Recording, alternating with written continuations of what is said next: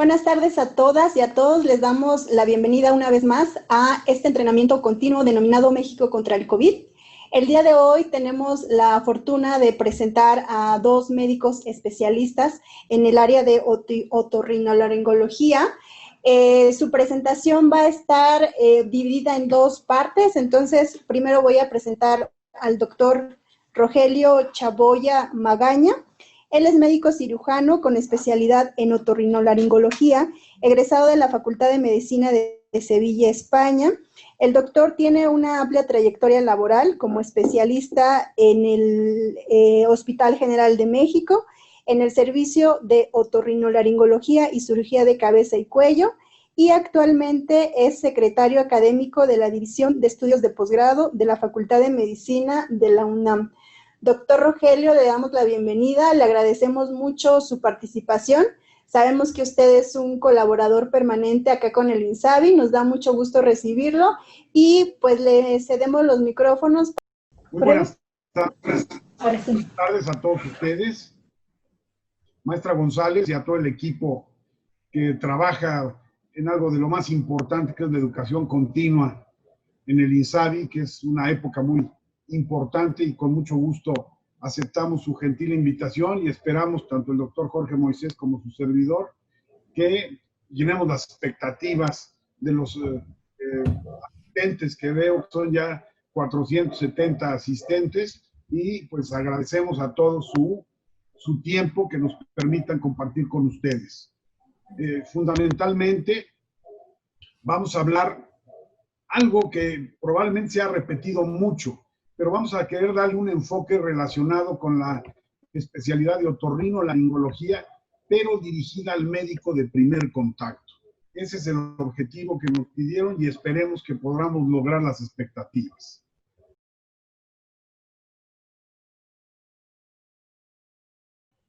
Bueno, vamos a hablar de un contenido de generalidades, datos, algo de otorrinolaringología y sobre todo la parte de exploración física de cabeza y cuello y algunos ejemplos de patologías específicas.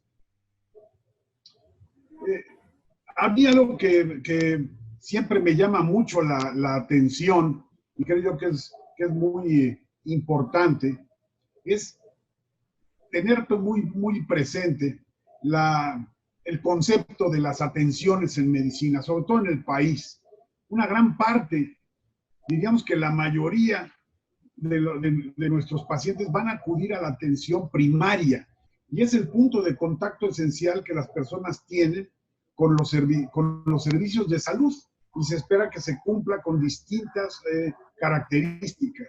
Debe estar centrado en la persona, en la familia, en la comunidad, ser accesible y además integral y cercana a todas las personas.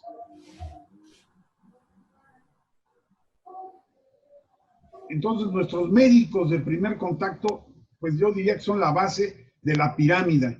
Y diría yo que es una de las partes de la medicina más difícil de hacer, porque tienen que conocer de todo. Los especialistas hoy día, y por ahí hay algunos aforismos que se dice que el especialista es un médico que sabe cada vez más y más de menos y menos. Acá el médico de primer contacto es fundamental. ¿Qué ha pasado con esto? Es algo que nos ha cambiado la vida a todos, tanto en la vida particular como en nuestra acción laboral, a cualquier cosa que nos dediquemos. Ahí descubrimos que hubo un brote de este SARS-CoV-2 COVID-19, que es un beta coronavirus basado en ARN, receptores de ECA2, y en términos generales, 79% cursa con enfermedad leve sin complicaciones. El 15% va a dar una enfermedad severa que nos requiere hospitalización y el 5% va a requerir cuidados intensivos para mantenimiento del soporte vital. Los datos actuales que cambian día a día y diferentes fuentes, pues aquí nos vamos a Organización Mundial de la Salud, que nos dice que hay 24 millones y medio más un poco de casos confirmados. Y hay 837.979 fallecimientos que a lo mejor ahora ya han aumentado probablemente. México no se ha quedado rezagado en este aspecto, con diferentes enfoques, con diferentes interpretaciones, pero México nunca se queda quieto. Entonces, aquí tenemos actualmente un poco más de 620,000 casos confirmados, unas defunciones arriba de 64,000 y unos activos estimados en aproximadamente 42,822. Hay 585,738 confirmados, 650,000 negativos, sospechosos y las defunciones. Hay 404,000 actualmente más recuperados y 28,954 que están activos aún. También datos de México, la proporción es un poco mayor en hombres que en mujeres, levemente. Hay hospitalizados 25,57% y el 74,43% que cursan sus problemas en casa y van cursando la enfermedad. Hemos visto en todo el mundo que se hace peor esta patología con las comorbilidades asociadas, como es la hipertensión, la obesidad, la diabetes, el tabaquismo y también decirlo, la edad avanzada también, el adulto mayor. Ahora, el problema, como en todos los virus respiratorios, es la transmisión. Este no es diferente a muchos de los que ya tenemos de experiencia y los conocemos, y que sabemos que su transmisión es por vía de la saliva, de secreciones, a través de las gotitas de flush que se llaman. Tiene presentaciones clínicas variadas, pero muy relacionadas con la vía respiratoria superior. Diría yo que la mayoría de los síntomas en su inicio son relacionados con la especialidad de otorrinolaringología. Estamos obligados a ser más certeros en el diagnóstico y cuidadosos en el contacto con los pacientes. Esas serían, yo creo, las premisas más importantes para todos y de la especialidad que sea. Bueno, aquí también nosotros tenemos que se hace un comunicado oficial desde el mes de agosto o incluso antes, dirigido a todas las unidades de vigilancia epidemiológica de primer nivel, tanto también a las hospitalarias de segundo y tercer nivel del país, y toda la maquinaria de la Secretaría de Salud está enfocada actualmente en la atención a esta pandemia. ¿Qué es lo que sacan en conclusión ellos? Que hay que tener especial atención en personas de cualquier edad que en los últimos 10 días haya presentado al menos uno de los siguientes signos y síntomas, que les llaman mayores, que los cuales son la tos, la fiebre, disnea, que es un dato de gravedad, o cefalea. Estos son datos muy importantes que cuando los vamos a encontrar, pues tenemos ahí la obligación de seguir adelante en la sospecha y tener las precauciones y las providencias médicas necesarias.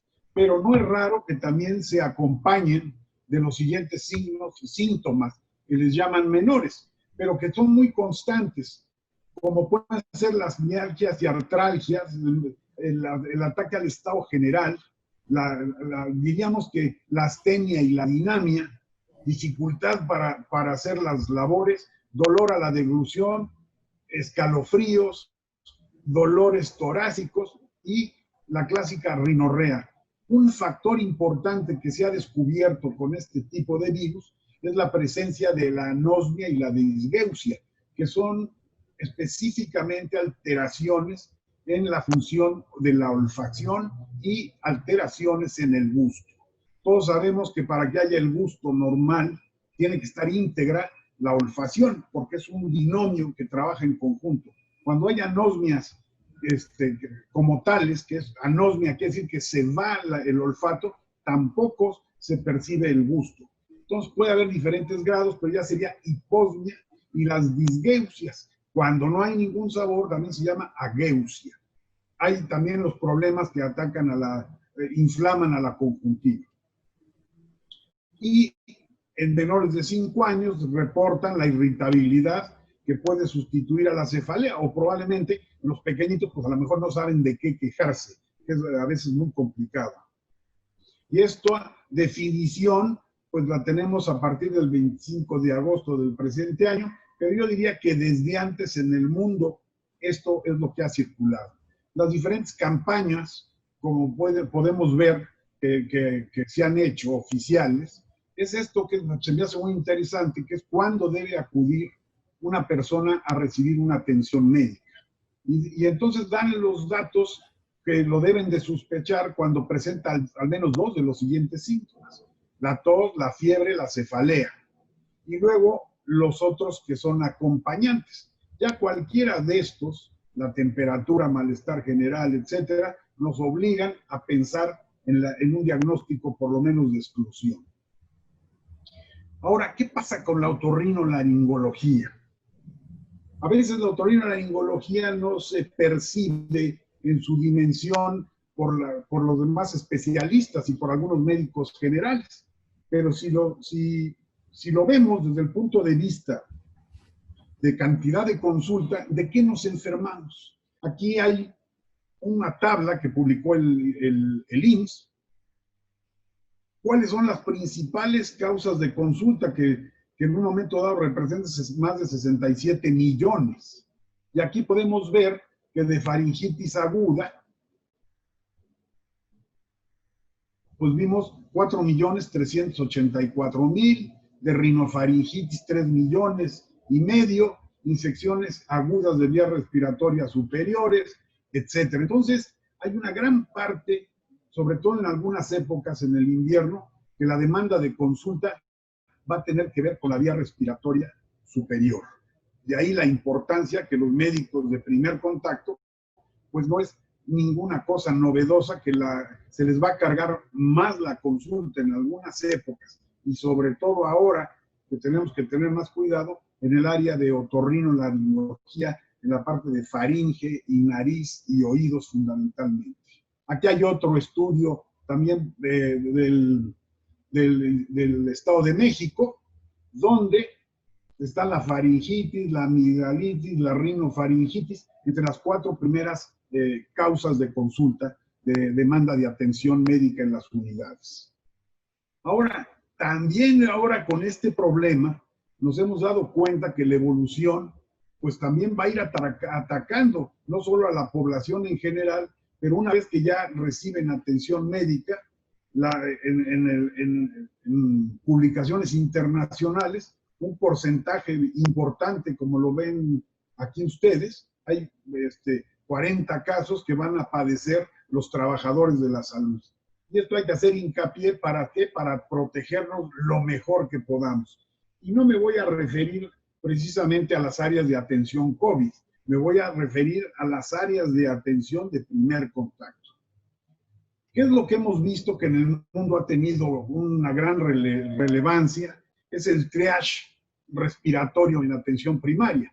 Muchas veces el término a veces o se nos hace difícil o no lo conocemos del todo, pero es un término que es un filtro. La palabra correcta en los hospitales mexicanos hasta hace unos años es el filtro de urgencias. Ahí se valoraba qué tanto era urgente esa demanda de atención. Ahora se llama triaje o triage respiratorio en atención primaria.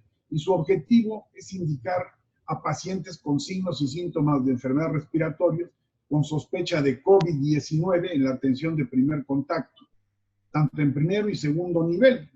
Se supondría que ya en segundo y tercero pues ya iban filtrados, pero no es así. En la actualidad, la crisis de esta pandemia nos ha obligado a tener unidades de triage o de filtros para seleccionar los posibles afectados por este problema.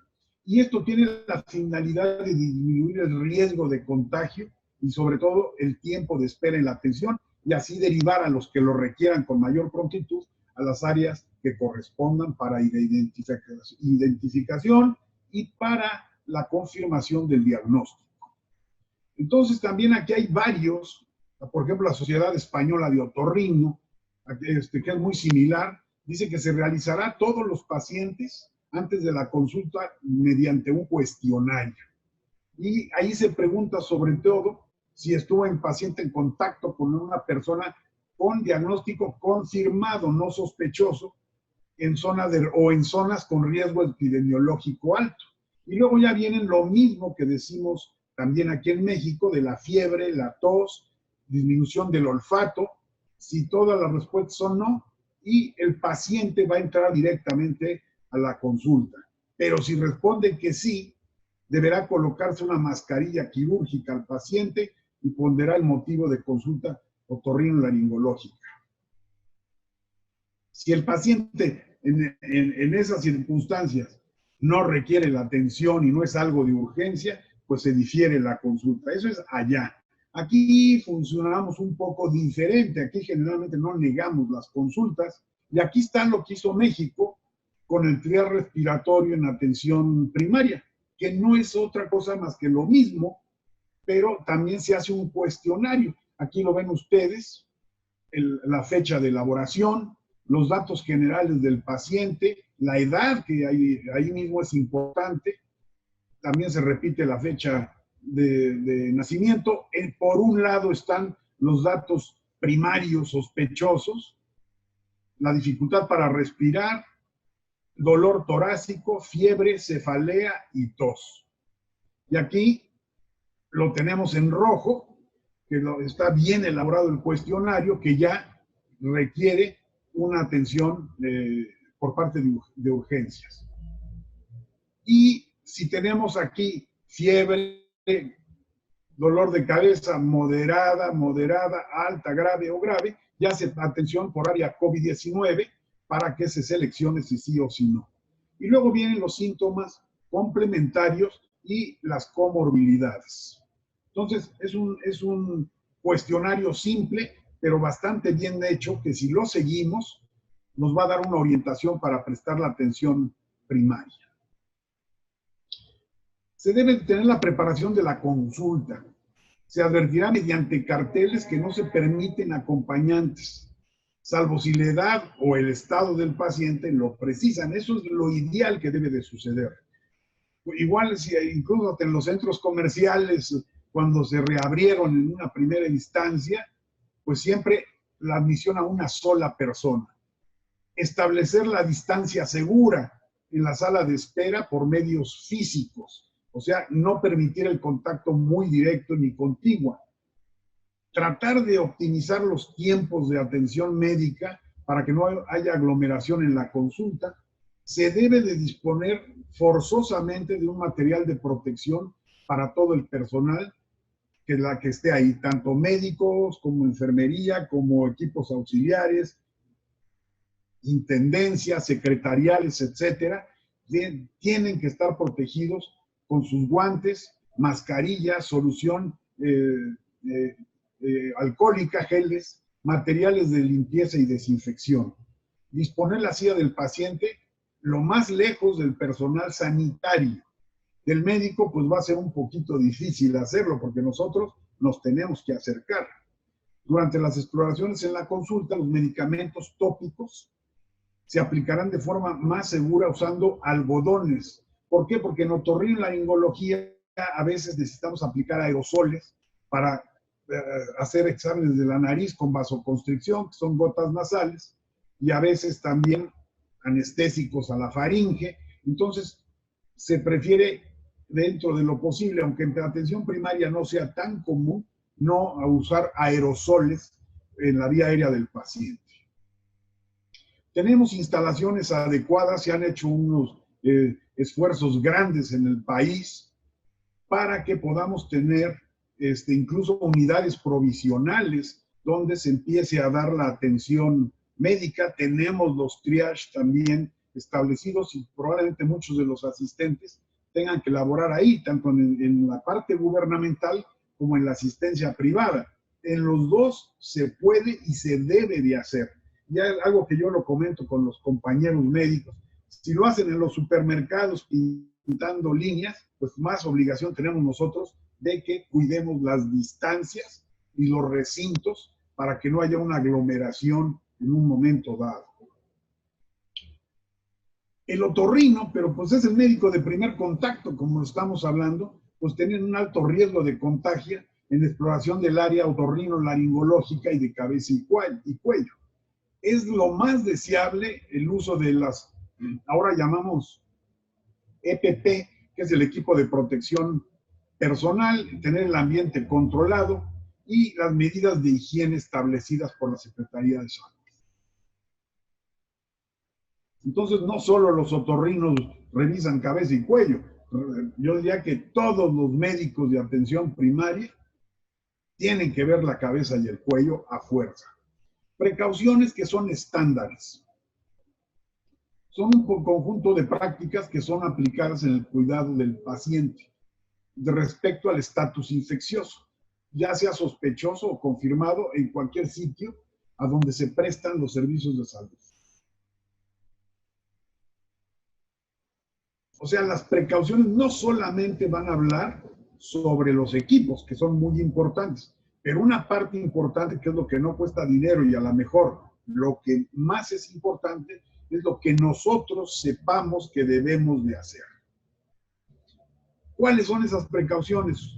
Todos las conocemos, yo diría que la piedra angular de todo, y ahora no solo en esta época de pandemia, sino en la atención de los hospitales, siempre ha habido una gran campaña de lávate las manos, porque muchas veces, sobre todo en los centros hospitalarios con gran demanda de atención, es algo que el personal, y no hablo solamente de X personal, sino de todos los que tenemos que ver ahí, no nos lavamos las manos. Entonces, fundamentalmente el agua y el jabón, ahora más la solución alcohólica, cambia diametralmente cuando nosotros nos lavamos las manos antes y después de ver y tocar un paciente.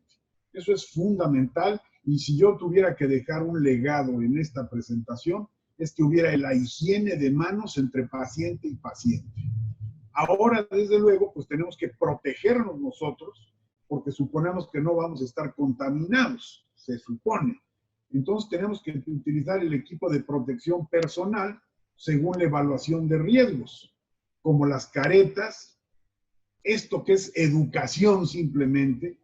No, yo creo que no solamente en la pandemia, sino el estornudo y la tos de etiqueta, cubriéndose con el ángulo del brazo, para que no dispersemos lo menos posible los estornudos y las secreciones.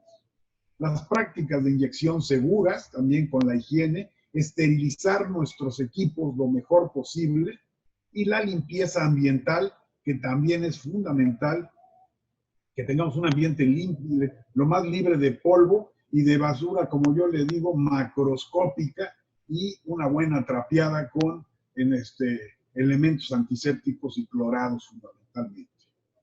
Ahora, actualmente también, nuestro enfoque será en el uso de equipo de protección personal, según la evaluación del riesgo. Sin embargo, ¿yo qué recomendaría? Si nosotros ya tenemos un buen triage y vemos que es un paciente que no tiene características de COVID, de todos modos, en la actualidad, hay que utilizar nuestra mascarilla, los gogles, desde luego las manos, guantes. Desde luego también esto pues representa un costo.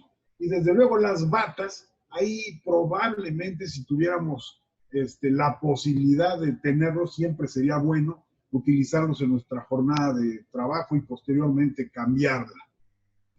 Pero por lo menos lavado de manos, los cubrebocas, los gogles, y de ser posible también los guantes de látex.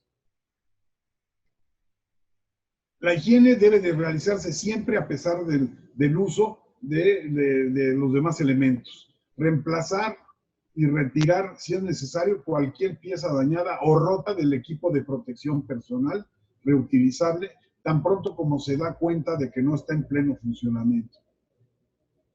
Retirar todos los equipos de protección personal, como sea posible, después de completar el cuidado y evitar contaminar el medio ambiente fuera de la sala de aislamiento. Siempre se recomendó meterlos en una bolsa de plástico y desecharlos de manera segura. Y desecharlos cuidadosamente, como habíamos comentado, que no vayan de preferencia directamente a la basura, sino que los metamos en una bolsita de plástico.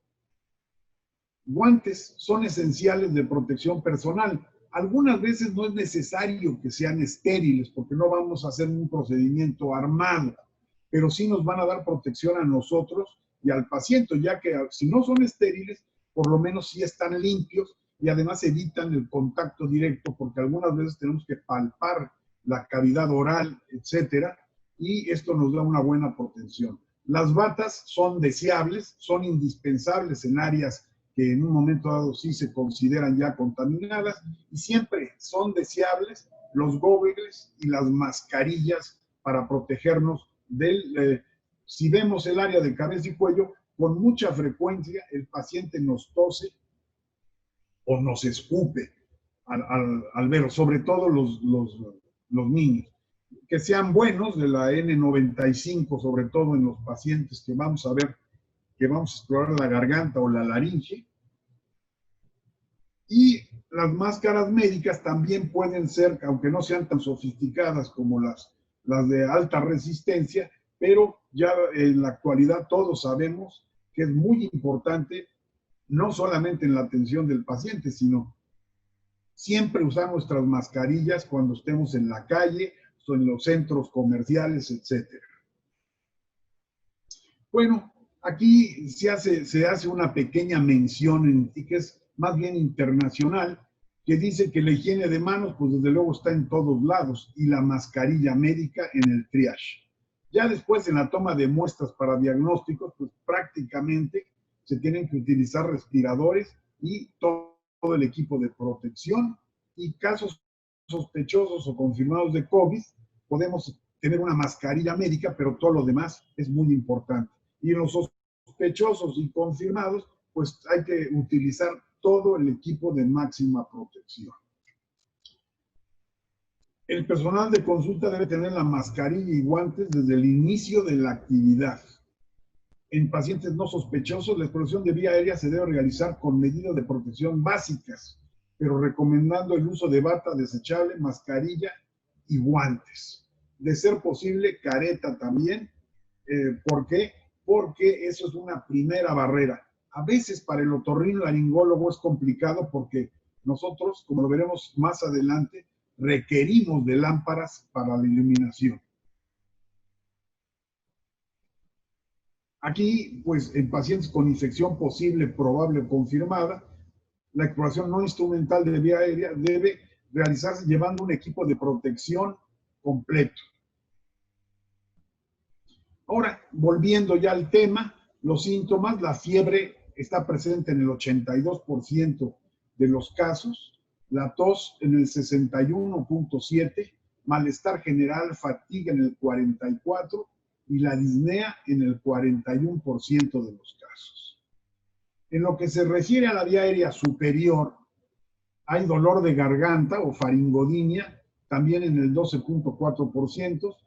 Obstrucción nasal, aquí vean que es diferente, por ejemplo, a la influenza o a un cuadro gripal, que también aquí sí predomina la obstrucción nasal y la rinorrea.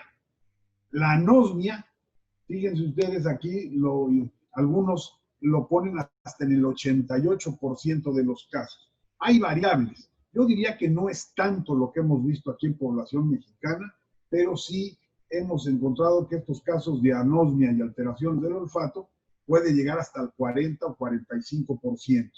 Así que es un dato que si lo ven ustedes y lo detectan en el primer contacto, considérenlo para que pueda ser sospechoso de COVID-19. La disnea en el 21.4%, que ahí es donde va asociado a un poquito más a la gravedad del cuadro.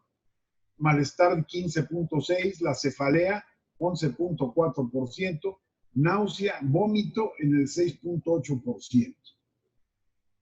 Conjuntivitis en el 7.3%. Ahora, hay que explorar enfocado a descartar COVID. O sea, ahora lo tenemos, pues, prácticamente como una premisa que vamos a tener que utilizar todas estas medidas de protección. Yo diría por ahí, como decíamos antes, de manera un poco dogmática, hay que considerar a todo el mundo COVID hasta no demostrar lo contrario. Y esa será la mejor forma de que veamos a los pacientes para su seguridad y la de nosotros también. Pacientes de preferencia solo sin acompañantes. Consultorio minimalista. Evitar un exceso de objetos que sirvan como reservorios y o dificulten la limpieza de los espacios en la sala de espera. Que tengamos lo indispensable, pocas cosas. Cubrebocas tanto para el paciente y el explorador. Y ustedes, la mayoría de los médicos que ahora están viendo esto, seguro van a tener esta premisa de que tanto el paciente como el médico traen un cubrebocas. Y al revisar, muchas veces la protección facial. Desde aquí ya empezamos la consulta, hicimos nuestro interrogatorio con todas las medidas de seguridad. Una vez que los pasamos, vamos a solicitar el retiro del cubrebocas al paciente, únicamente al realizar la exploración, solicitando que no hable hasta finalizar. Y yo diría que ya en la práctica, generalmente yo les digo, cuando son adultos, eso se puede hacer muy bien, antes de ver la orofaringe, yo le pido al paciente que haga una inhalación profunda y contenga por unos segundos la respiración. Así evitamos que emita esa expiración y podamos ver con mayor facilidad. Una de las cosas que siempre les comento a los médicos de primer contacto es que hay que saber ver la orofaringe, porque la mayoría de los médicos le dicen al paciente, saca la lengua y dia, y luego meten el batelenguas y se despierta el reflejo nauseoso y ahí es donde nos escupen. Generalmente dejen que el paciente tenga la lengua dentro y muy suavemente ustedes pueden aplastar o deprimir la lengua en los 2/3 anteriores sin despertar el reflejo nauseoso. El reflejo nauseoso se despierta del tercio posterior de la lengua hacia atrás. Entonces, si sacan la lengua va a ser más difícil que vean bien la orofaringe. ¿Qué vamos a poder ver bien ahí? Pues hay pacientes que incluso sin abatelengua se les ve muy bien la faringe. Y vamos a ver que en la cavidad oral va a haber una faringe hiperémica, como en cualquier faringitis. La úvula va a estar inflamada y edematosa, las mucosas un poco secas y lengua saburral. La mucosa puede estar un poquito hiperémica, por eso la vemos con el rinoscopio, puentes hialinos como en un cuadro gripal o alérgico incluso, y los cornetes que vamos a examinar en el interior de la nariz no van a presentar un tamaño diferente, solamente va a haber un poco de congestión. De por sí, los cornetes, si ustedes los ven, siempre van a ser rojos, van a tener una coloración rojiza, pero en los cuadros gripales se intensifica. Y también preguntar la exploración dirigida a la olfacción, porque el paciente lo nota. Oiga, usted está percibiendo bien el olfato. A veces sería útil tener unos pomitos de café en un momento dado. El alcohol y eso no sirve porque no es no es una sustancia odorífera. Más bien son las frutas, más bien es el café, con lo que se puede pasar un poquito de esa sustancia y que nos diga, sí, me huele bien y percibo el olor a café. Sustancias aromáticas, especias no, porque luego son irritantes y despiertan el estornudo. Así que no es muy sencillo en un momento dado a veces evaluar la olfacción y puede llegar a ser muy complejo. Pero lo más común es preguntar, oiga, ¿cómo está su olfato? ¿Cómo está su gusto? Ahora en la nariz, pues se hicieron varios estudios de la Academia Americana y las europeas que hicieron una encuesta a nivel internacional y a veces mundial, tanto Europa como los Estados Unidos, y participó también algo México, donde encontraron que sí había alteración del olfato. Aquí hay algunas cosas que veremos a lo mejor un poquito más adelante, que son las pérdidas de la audición, a veces de origen viral, pero no se relacionan mucho con el COVID. Glándulas salivales tampoco parece haber un efecto, porque ya ven que mucho de las infecciones virales de las glándulas salivales pues, se refieren a etiología viral. No se ha determinado, sin embargo, se ha estudiado en China que fueran un potencial reservorio para el COVID-19 en unas infecciones asintomáticas.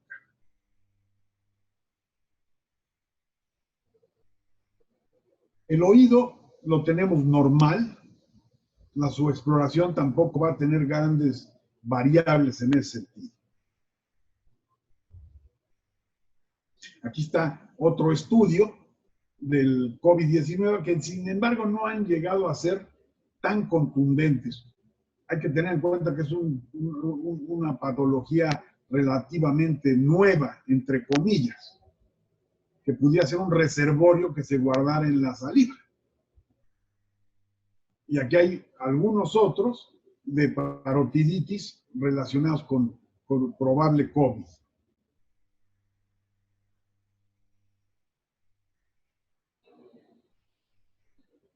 Bueno, estas son algunas de las generalidades que hemos visto y yo aquí le voy a ceder la palabra al doctor Jorge Moisés para que nos hable un poco de algunas patologías más específicas y algunos consejos más para el COVID y la exploración y la patología otorrinolaringológica. Él hará un relato de lo que podemos esperar en esta patología. Así que Sí, gracias, doctor Rogelio. Antes de darle la palabra al doctor Jorge Francisco, me gustaría presentarlo también. El doctor Jorge Francisco Moisés Hernández es médico cirujano, también con especialidad en otorrinolaringología. Él tiene una maestría en administración de hospitales y salud pública, un doctorado en alta dirección y actualmente es jefe del servicio de otorrinolaringología y cirugía de cabeza y cuello del Hospital General de México, doctor Eduardo Liceaga. Y maestra Rojas, muchísimas gracias. Maestro Chaboya, gracias por la oportunidad y un saludo a todos los doctores que están conectados. Y pues continuaremos platicando un poquito sobre propiamente la exposición y lo que es el COVID dentro de la otorrinolaringología. Los tipos de exposición no son los mismos durante la exploración o durante el evento clínico. Nosotros nos hemos basado mucho en lo que se ha dictado al ser una enfermedad nueva por la Sociedad Mexicana de Otorrinolaringología, la Sociedad Canadiense, la Academia Americana y otras academias europeas, amén de todas las publicaciones que se han ido dando durante este corto tiempo que lleva la pandemia. Bueno, corto ya son algunos meses. Entonces, en la siguiente imagen vamos a ver que cada actividad tiene un tipo de exposición, ¿sí? Si pasamos la siguiente, por favor. Vamos a ver que la historia clínica tiene una exposición mínima. ¿Cuál es la exposición? La generación de aerosoles a través de las gotículas de saliva. El riesgo es bajo y si el paciente lleva un cubrebocas, pues no tenemos mayor problema. Y el explorador con un cubrebocas y alguna protección ocular ligera que no sea de sello, pues no tiene mayor problema. La exploración física, sobre todo del área de cabeza y cuello, es un poquito más importante porque nos acercamos mucho, tenemos que acercarnos al oído, tenemos que acercarnos a la nariz o a la faringe en rangos de distancia que son a veces de 30 centímetros. Sin embargo, ahí mientras el paciente no hable, no emita sonidos o como decía el maestro Chaboya, no haga una inspiración profunda y no hable, pues el riesgo va a seguir siendo bajo y obviamente no vamos a poder tener al paciente con un cubrebocas si estamos explorando el área de la faringe. A lo mejor revisando el oído podría ser, la nariz y la faringe es difícil, pero nosotros sí podemos protegernos con una careta, con unos guantes y con un cubrebocas. Otros procedimientos más complicados son aquellos donde se van a generar bioaerosoles, ¿sí? Entonces, Tenemos ahí lo que son las cauterizaciones, las endoscopías, donde el paciente tiende a toser, obviamente las traqueostomías, que nos van a dar mucho más problema. En la tabla agrupamos los procedimientos más comunes que nosotros realizamos como otorrinolaringólogos. La inyección, por ejemplo, transtimpánica o intratimpánica de medicamentos es mínima, el riesgo es bajo, sobre todo si hay una salpicadura. Como veremos más adelante, la presencia del virus en el oído se ha establecido, pero con una carga viral muy, muy baja. Entonces, realmente no hay problema. Los tubos de timpanostomía, de ventilación por timpanostomía también tienen un riesgo bajo. Decíamos, ¿cuáles son los de riesgo más alto? Eminentemente el procedimiento hospitalario que tiene más riesgo es la traqueostomía por la generación de bioaerosoles al momento de abrir la vía aérea. El riesgo ahí es muy alto. Afortunadamente esto no se hace en consulta, pero deben tenerlo en cuenta el primer contacto en los casos de urgencia. Porque si el paciente requiere una traqueostomía, en lo que lo pasan a quirófano, los ponen el EPP, saber que este va a generar una gran cantidad de aerosoles. Deben tenerlo en cuenta y es el riesgo, la exposición más alta que tenemos. Algunos otros procedimientos que tienen el riesgo a seguir son las endoscopias laringeas por la tos que se produce por el reflejo nauseoso. Entonces, nosotros vamos a tener, si ustedes observan donde dice el equipo de protección personal, el EPP, el explorador, al lado derecho, vamos a ver que en estos procedimientos sí se recomienda ya un cubrebocas N95 y el uso del EPP completo, o por lo menos, si el riesgo es moderado, un cubrebocas, careta, guantes y una bata desechable. El cubrebocas de 3 capas es suficiente, sobre todo si estamos ante un paciente sospechoso. En pacientes ya confirmados COVID, la situación cambia y bueno, el EPP será completo y con el N95. Para pacientes sospechosos, probables portadores, un cubrebocas de 3 capas es más que suficiente. Vamos a ver a la siguiente imagen, donde ya vamos a empezar a hablar de patologías mucho más específicas. Y ya lo mencionó el maestro Chaboya, la exploración física de otorrinolaringología es muy particular porque estamos trabajando en cavidades. La cavidad oral, la cavidad del oído, la cavidad nasal. Entonces esto hace, por un lado, que tengamos que asomarnos a esas cavidades y eso nos acerca al paciente. Nos acerca en todos los sentidos, desde el punto de vista físico, y eso nos expone, hasta desde el punto de vista de explicarle al paciente y de la interrelación que tenemos con él. Y requerimos una buena iluminación que lleve la luz hasta esas cavidades para poder trabajar. Entonces, esos son datos importantes que nos exponen un poquito más que otras especialidades que trabajan en el abdomen y que pueden tener a su paciente todo el tiempo con un cubrebocas. Más adelante ya vamos a empezar a ver cuadros. En la siguiente diapositiva vamos a hablar ya de los cuadros que es faringitis. Ya decíamos que hay que revisar al paciente pensando en la posibilidad de COVID, pero no todo es COVID. Obviamente ahorita por la pandemia, la situación, vemos COVID en cada esquina y en cada paciente. La realidad es que las patologías que veíamos antes del COVID siguen siendo las mismas, siguen teniendo la misma frecuencia, solo que el COVID es un gran simulador. Y como empieza en la vía aérea, eso hace que nosotros pensemos en COVID en prácticamente todos los casos. Si somos acuciosos en la semiología, podríamos llegar a determinar algunos cuadros donde no es COVID y sí es COVID. La semiología en la orofaringe típicamente va a tener en cualquier cuadro disestesias, va a tener odinofagia, va a tener cambios morfológicos de tipo inflamatorio, hiperémicos, la presencia de halitosis. En casos donde la faringe o sobre todo la faringolaringe se llega a comprometer, puede haber algo de disnea, puede haber trismus por el dolor, ¿sí? Puede haber odinofagia o francamente una disfagia. El COVID realmente no cursa con todos estos datos. De hecho, ya lo veremos más adelante, son cosas muy específicos. Entonces ya desde ahí podemos empezar a discriminar qué es lo normal de la semiología otorrinolaringológica y qué es lo que se sale de esta normalidad y que me pudiera sugerir una infección por el coronavirus. Entonces, en la siguiente imagen hablamos de la faringitis, que es un cuadro que se ve con muchísima frecuencia, aproximadamente 40 millones de consultas en Estados Unidos por año, y menciono a los Estados Unidos porque tiene una estadística un poquito más confiable que otros países, y pues es la primera causa de prescripción de infecciones respiratorias. El maestro Chaboya lo mencionaba en las primeras imágenes de esta plática, donde se hablaba y veíamos toda la cantidad de consultas que se ven por infección de vías respiratorias, de faringe y laringe, en el IMSS, en el Estado de México y en otras casuísticas que nos mostraban. Entonces, no es de extrañarse que los pacientes sigan llegando. ¿Cuál es el dato importante en la faringitis? El dolor y el ardor faríngeo. Es el síntoma más frecuente que vamos a encontrar en la otorrinolaringología. Y la mayoría son de origen viral. Y también incluye al SARS-CoV-2, al COVID. Entonces sí es importante discriminar qué otros datos están acompañando a este cuadro de molestia, de ardor y dolor faríngeo que me hagan pensar en un cuadro de COVID. Además del dolor, hay disnea, hay problemas en la saturación, tenemos alguna situación de disnea, de pecho apretado, podemos empezar a sospechar COVID.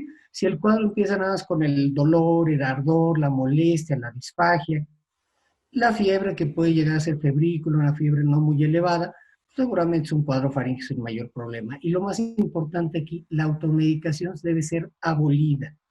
¿Por qué? Porque lo único que va a hacer el paciente al tomarse el analgésico es enmascararnos un cuadro que puede ser potencialmente un COVID o puede coexistir con el COVID. Recordemos que el COVID no es exclusivo, puede coexistir una faringitis por un rinovirus con una faringitis por COVID o una bacteria, pueden coexistir y estar presentes ambos al mismo tiempo. Entonces aquí el diagnóstico va a ser por la exploración física y la anamnesis, sobre todo el cuidado que vamos a poner nosotros. Si pasamos a la siguiente imagen, por favor, vamos a ver, ¿sí?, que la mayoría de los pacientes tienen una buena evolución en los cuadros que no son COVID y la obligación aquí es descartar COVID, no pensar en que cada paciente que llega con dolor faríngeo es COVID, no. Más bien pensar que es un cuadro faríngeo y descartar que no tenga asociado o que no sea causado por el coronavirus. Recordemos también, ahorita estamos hablando del SARS-CoV-2, pero los coronavirus no son los únicos que existen. Ya hay infecciones de vías respiratorias por otros tipos de coronavirus que hemos visto a lo largo de la historia y que son bastante menos agresivos que el COVID. Entonces, ¿qué agentes me pueden producir una inflamación faríngea? Muchísimos, muchísimos. Es una lista enorme, mencionando algo de lo más común, las bacterias oportunistas que viven en la faringe, que están ahí, y que mientras el sistema inmune las tiene a raya, vivirán ahí y estarán presentes sin dar ninguna molestia, y al haber algún desequilibrio en los factores de defensa locales, pueden manifestarse con todo el cuadro sintomático que mencionábamos. Los virus también hacen su parte, los hongos, la polución ambiental. Ahorita quizás una de las causas que más estamos teniendo de problemas a nivel faríngeo es el uso indiscriminado precisamente de soluciones para combatir o para tratar de sanitizar los ambientes, como son el cloro, como son los amonios cuaternarios, como son los alcoholes, los fenoles, que producen una irritación importante de la faringe. Entonces eso también debemos tomarlo en cuenta, que cada vez que podemos espolvoreamos en el ambiente soluciones cloradas, cada vez que podemos espolvoreamos amonios cuaternarios, todo eso también produce irritación faríngea y lo debemos tener en cuenta. Otro factor que no está notado y que es importante mencionar es el uso del cubrebocas. El cubrebocas en general es muy inocuo. No va a producir hipoxia, no va a producir otra cosa, pero sí llega a sustraer, a hacer una pequeña barrera para que la cantidad de agua en el aire disminuya y tienda a producir un poquito de resequedad, lo cual una persona con susceptibilidad pues manifestará con mucho mayor evidencia que otros. Entonces sí llega a haber esta situación y llega a producir. Obviamente las neoplasias, las infecciones, todo esto. Entonces no debemos pasarlo por alto. La historia clínica entonces es el parteaguas para esto. El síntoma principal, ya lo decíamos, el dolor, el ardor faríngeo. Si hay otros datos locales que me hagan pensar en que no es un COVID, sino es una faringitis como tal, como puede ser el carraspeo, la rinorrea, la presencia de tos o de irritación, ¿sí? Las prácticas sexuales también llegan a producir. ¿Por qué? Porque hay faringitis de transmisión sexual. Eso no lo podemos evitar. Puede ser una clamidia, puede ser gonococo, también se llega a dar. Y en estos hábitos se debe preguntar y se debe interrogar, porque quizás vemos un cuadro atípico de faringitis y ya empezamos a elucubrar que es un COVID cuando realmente es una faringitis o una faringoamigdalitis de transmisión sexual. el uso del tabaco, la polución, y dentro de la polución recalco todas las sustancias que utilizamos actualmente para tratar de mejorar o de eliminar al coronavirus, ¿sí? Y la presencia del síntoma en otros familiares. ¿Por qué este último dato en negritas y resaltado? Porque ahí sí debo o tengo la obligación de pensar en algo más contagioso. La faringitis en general es un cuadro muy individualista. Yo lo puedo padecer, pero es raro que alguien más de la familia lo padezca. Si hay otras personas que empiezan con síntomas, ahí sí puedo pensar en que algo está sucediendo, que es algo más contagioso, y la opción de un COVID ahí no es tan descabellada. Entonces, tenerlo en mente en nuestro interrogatorio. Aquí es importante la exploración completa. Las alteraciones generales que puede tener el paciente, respiración oral, obstrucción nasal, si tiene o no facies adenoidea, que me orienta que esto es un cuadro crónico, si hay ganglios, si en las cadenas del cuello, que me hagan pensar en algún proceso infeccioso de otro tipo, bacteriano o incluso neoplásico, cómo está la glándula tiroides. Entonces, todo esto es muy importante. ¿Qué me orientaría a pensar en un COVID? Que todo lo demás esté sano, que no encuentre otras alteraciones, que el paciente a nivel faríngeo, a nivel de la exploración, que no haya una hiperemia como tal, que la nariz no tenga problema. Entonces, pues puedo pensar que algo está pasando. Un cuadro de faringitis atípico me hace pensar en un COVID con toda la facilidad. Y dentro de esta exploración completa, ¿sí? En la siguiente imagen vamos a ver un cuadro de amigdalitis puntácea, un cuadro donde las amígdalas están plenamente inflamadas, y por la pura inspección vemos el edema de las mucosas, vemos la hiperemia del tejido amigdalino, la inflamación, el exudado presente en todas las criptas, a veces se ven úlceras. En algunos casos, el crecimiento de una amígdala sobre la otra llega a desviar la óvula o los pilares, y todo esto nos orienta. Este cuadro, por ejemplo, de simple inspección, es un cuadro bacteriano que no tiene nada que ver con un COVID. ¿Qué esperaría en un cuadro de COVID? No esperaría exudados, no esperaría una hipertrofia del tejido adenoideo de las amígdalas tan grande, y obviamente está obligado a revisar la laringe, hacer una laringoscopía y revisar la nariz, una rinoscopía para complementar y ver qué otras áreas cursan con infección. Entonces, el revisar al paciente es primordial y eso nos va a orientar con mucha vehemencia hacia dónde vamos. Ya decíamos que las etiologías, en la siguiente imagen lo vamos a ver, la etiología la más frecuente es viral. Y viral podemos tener el virus de la influenza, que por cierto ya se acerca por estacionalidad.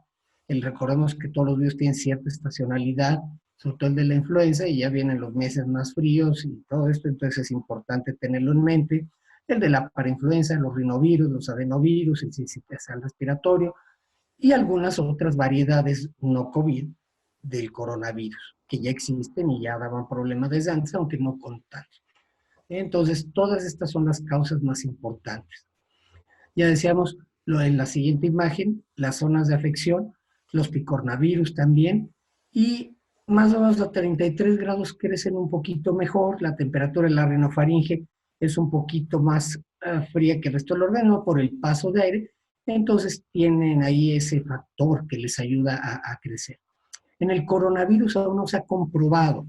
Había situaciones donde se mencionaba que si el aire caliente lo mataba o no. Se sabe que in vitro es un virus muy lábil al calor, pero no se ha comprobado que el aumentar la temperatura del aire en las vías respiratorias lo elimine, y también que tanto podemos elevar la temperatura del aire en la vía respiratoria sin ocasionar una quemadura de vía aérea. Entonces hay situaciones que se salen del contexto científico y que no deben tener oídos en la población, y mucho menos en el área médica. Entonces no sabemos, esa es la verdad, cuál es la temperatura óptima del coronavirus, pensando en sus hermanos, en sus familiares, que son otros tipos de virus. Los 33 grados les favorece mucho y es una temperatura muy idónea para que proliferen a nivel nasofaríngeo. ¿Sí? También las enfermedades autolimitadas, ¿sí? Que debemos tener en cuenta, y a uno ¿sí? La falta o la ausencia de cuadro de gravedad en el cuadro. Recordemos que uno de los datos más importantes del COVID, del SARS-CoV-2, es la gravedad de la presentación, aunque también no olvidemos que un gran porcentaje de la población es asintomático. Eso también debemos tenerlo en cuenta. Muchas veces yo veo a mi paciente, puede tener una amigdalitis bacteriana, una faringitis por un rinovirus, pero también puede ser un portador asintomático de COVID. De ahí la necesidad, como decía el maestro Chaboya, de protegernos en todo momento. Y yo creo que esa debería haber sido la regla siempre y yo creo que va a ser la regla a partir de este momento en adelante. El protegernos y el tener todas las precauciones necesarias. Entonces, ¿cómo puedo yo diferenciar un cuadro de COVID a nivel de la faringe de un cuadro faríngeo? Es muy difícil.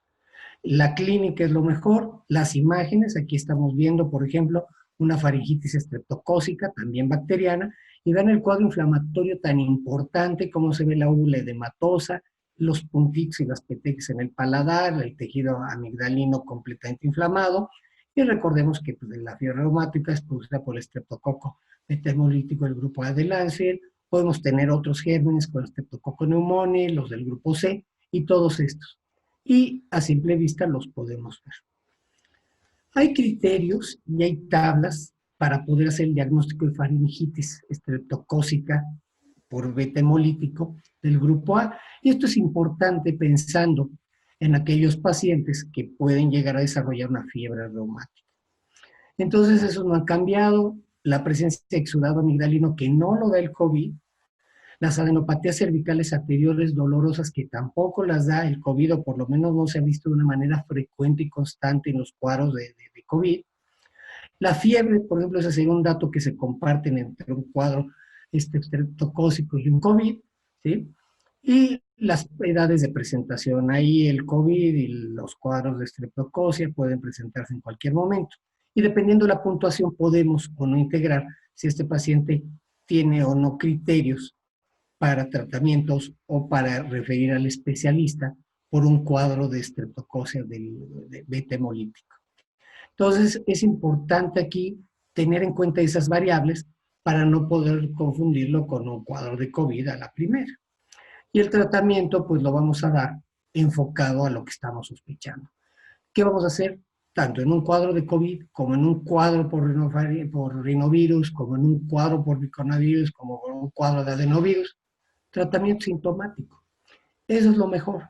Vigilando que esto no se vaya agravando en el caso del coronavirus, del COVID, y que no empiece a haber distrés respiratorio. Pero la primera medida es, hay dolor, tengo la idea, tengo la impresión diagnóstica de que es un cuadro viral, tratamiento sintomático. Si todo apunta a un cuadro bacteriano, hay exudados purulentos, hay otras situaciones, bueno, puedo pensar cuadro bacteriano y daré un antibiótico, pero hasta ese momento.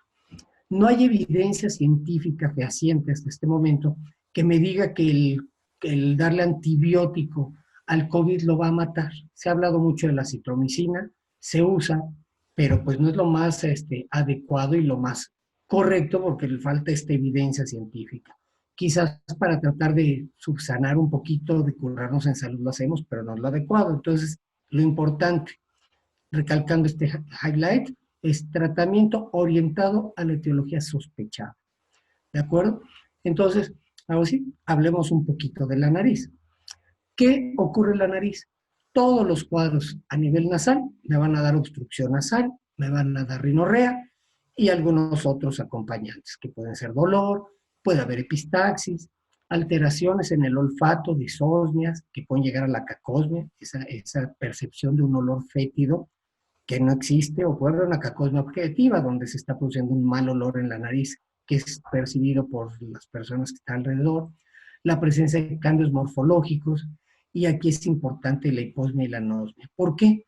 Porque aquí sí, el COVID rara vez da cuadros de obstrucción como tal, rara vez da epistaxis o da rinorrea, pero algo que sí llega a dar es hiposmia y anosmia. Yo creo que dentro de la semiología laringea, eso nos orientaría, si es lo que predomina, nos orientaría a pensar en COVID, y todos los demás nos orientaría a pensar en todo lo que no es COVID. ¿Qué vamos a hacer en la nariz? Pues revisarla. Tenemos que hacer una inspección, ¿sí? Y eso lo vamos a ver paso a paso en la siguiente diapositiva. Vamos a ver todos los cuadros y todos los pasos que tenemos que llevar. Revisarla. La nariz también se palpa, la tenemos que revisar. Tenemos que verla. Tenemos que asomarnos al interior de esta cavidad para ver el aspecto de la mucosa. ¿Por qué? Porque también el aspecto es importante. Si está hiperémico, me habla de un proceso inflamatorio. Si está pálida, violácea, me habla de un proceso alérgico. La presencia del moco, que es un moco hialino, abundante, me puede hablar de un proceso inflamatorio viral o alérgico, o si es purulento, espeso, puede asociarse a un problema bacteriano y asomarnos de los dos lados. Perdón, tradicionalmente nosotros ponemos vasoconstrictor para revisar con aerosoles. Actualmente es una práctica poco sugerida por la generación de aerosoles que pueden diseminar las partículas virales. Entonces se utiliza, ya lo dijo el maestro Chaboya, con algodones, que es lo mejor, y el uso de la endoscopía rígido flexible o estudios de imagen que nos puedan apoyar. ¿De acuerdo? La idea es revisar la nariz por dentro. Y aquí hay algunas imágenes que vamos a estar viendo, ¿sí?, en la siguiente diapositiva, donde podemos ver alteraciones que son visibles a la inspección. La primera imagen del lado izquierdo es una luxación del septum. El paciente puede tener un antecedente traumático en algún momento de su vida y esto se luxó y está afectando a un solo lado. Del lado derecho, el crecimiento de una neoplasia benigna, un papiloma córneo del adulto. Y bueno, esto es un cuadro crónico que lleva un tiempo de evolución, que el paciente, si nos dice, ¿sabe qué, doctor? Me acosté a dormir bien y amanecí así, pues difícil de creer porque esto lleva un proceso. O cuadros donde hay alteraciones francas en la formación y en la parte de la anatomía de la nariz. Obviamente aquí, nada más con ver la inspección, podemos descartar por inspección al COVID. Cualquiera de ellos puede ser portador asintomático y ver qué otra sintomatología tiene para saber. Pero de entrada, aquí con la sola inspección podemos saber quién es COVID. En la siguiente imagen, en el grupo de imágenes, vamos a ver una rinoscopía anterior, cómo revisamos la nariz, cómo podemos poner con algodoncitos o hisopos el vasoconstrictor o el anestésico y revisar la fosa nasal para poder ver el estado de la superficie, de la mucosa y todo lo que tenemos que revisar ahí, las características del moco y el estado del septum nasal y todo esto que nos permitirá decir, el cuadro obstructivo que tiene obedece a una desviación septal o a un cuadro de rinitis y no a un COVID. En la rinitis aguda, que es otro de los cuadros que vemos y que estamos viendo, decimos ahorita, con mucha frecuencia, ¿sí? Y lo vamos a poder, ¿cómo se llama?, leer aquí. ¿Sí? Es un proceso inflamatorio que afecta a la vía respiratoria, muy de moda, lo repito por tercera ocasión en esta plática, por el uso de sustancias químicas enfocadas a limpiar los espacios, a evitar la propagación del COVID y que también afectan a la vía respiratoria. Tienen algún efecto, hay personas que tienen un pavor al COVID y usan concentraciones de cloro verdaderamente exageradas y cuadros también que se salen de la lógica y que se ponen gotas de soluciones cloradas o alcoholadas pensando en que eso va a evitar el COVID. Obviamente eso lo único que nos va a conllevar es una rinitis aguda, una rinitis química, y va a hacer que el paciente tenga que asistir de manera prontísima con el médico, y el médico tiene que sospechar esta situación. Entonces, ¿qué es lo que más afecta a la humanidad? Está marcado ahí, en un 40%, es infecciones respiratorias. ¿Por qué? Porque es un órgano de choque. Y ya lo dijimos, al igual que la faringitis, la mayoría de los cuadros son de tipo viral. Y viral en todas las extensiones, están los cuadros gripales, los cuadros catarrales por algún rinovirus que no tiene mayor trascendencia, que dura algunas horas. Y sí, y el rinovirus es el de los más comunes. Están los adenovirus, algunos otros coronavirus, porque también ya satanizamos a toda la familia de los coronavirus con el COVID. COVID es un coronavirus muy específico que tiene afección y predilección por una parte de la vía respiratoria, el árbol respiratorio bajo, y que produce otras cosas que hemos estado viviendo en esta pandemia. Pero no todos los coronavirus se comportan igual. Hay otros coronavirus que dan cuadros de rinitis aguda muy fugaces. Entonces, todo esto lo agrupamos en los famosos cuadros gripales. Importantes, de importancia médica superlativa, la influenza y la parainfluenza. La influenza B, la influenza A, la H1N1, que pueden coexistir junto con el COVID y dar un cuadro cuya sinergia no hemos visto con relativa frecuencia y que esperemos no ver, aunque todo parece indicar que tendremos que presenciar una sindemia, que es la presencia de un aumento de los casos de influenza combinados con coronavirus, que esperemos que no sea así. El cuadro tiene, la rinitis aguda tiene un cuadro de incubación prodrómico, eso lo vamos a ver en la siguiente imagen, ¿sí? Y una incubación de 1 a 3 días, predominan las tenias, el escalofrío, las mialgias, junto con el prurito y el ardor faríngeo e irritación nasal. Estos 3 datos del final, yo creo que son los más importantes que no presenta el COVID. El COVID empieza con otros datos, empieza con tos, puede haber disnea, puede haber fiebre, puede haber mialgia, sí, la astenia también, pero difícilmente empieza, difícilmente, lo menciono desde lo más visto, es que empiece con irritación nasal o prurito. Yo ahí ya puedo empezar a pensar en un cuadro de tipo viral que no es un COVID. Entonces eso me ayuda a tranquilizar. Entonces también va a llegar un momento en el que hay una inflamación, hay una obstrucción nasal que, ojo, el COVID tampoco se caracteriza por dar un proceso obstructivo nasal con rinorrea, con esa sensación de prurito y de irritación. No es común, ¿sí? Entonces ya el que yo vea que el paciente empieza con obstrucción nasal, con rinorrea acuosa, profusa, que al paso de los días se vuelve mucopurulenta, que hay estornudos, ¿sí? Eso ya me orienta a otro tipo de cuadro y me desorienta o me descarta más bien el pensar en un COVID. La tos puede ser frecuente, sobre todo en la noche, y ojo, aquí sí es factible confundirme con el COVID, aunque la tos que se produce en los cuadros gripales, todo lo hemos vivido, es una tos húmeda, habitualmente en la noche, con producción de esputo, que me hacen pensar que no, a diferencia del COVID, que es una tos seca, una tos irritativa, difícil, es una sensación que a los pacientes les cuesta trabajo definir, pero es una tos que no se acompaña de esputo en las primeras etapas de la infección por COVID. ¿Sí?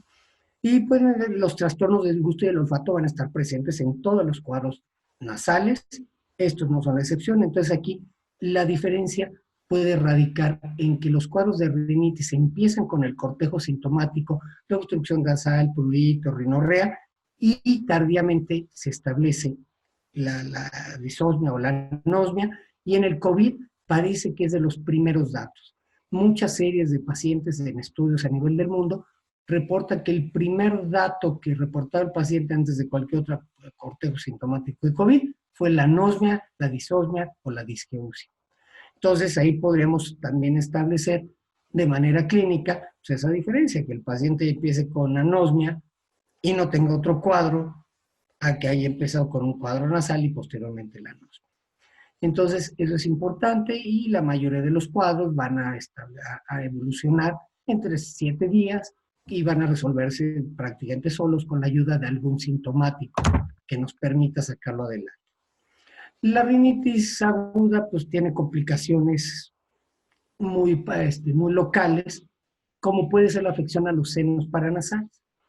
Y al ser un cuadro que es de inicio viral, produce un cuadro infeccioso, inflamatorio, que favorece el crecimiento de las bacterias que ahí viven y que en este momento, al verse el cuadro inflamatorio a nivel nasal, pues pueden colonizar la nariz y los senos paranasales y complicarse con una sinusitis bacteriana.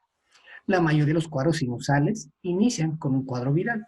Entonces sería la complicación más importante de un cuadro rinítico. Aproximadamente 25% de los pacientes van a persistir con molestia. Yo les diría que el 100% de los que hemos tenido gripa lo han notado, que después de unos días el moco se vuelve purulento y ya pasó el cuadro gripal y nos sonamos y sigue saliendo moco y decimos, ¿de dónde sale tanto moco? Pues de los senos paranasales.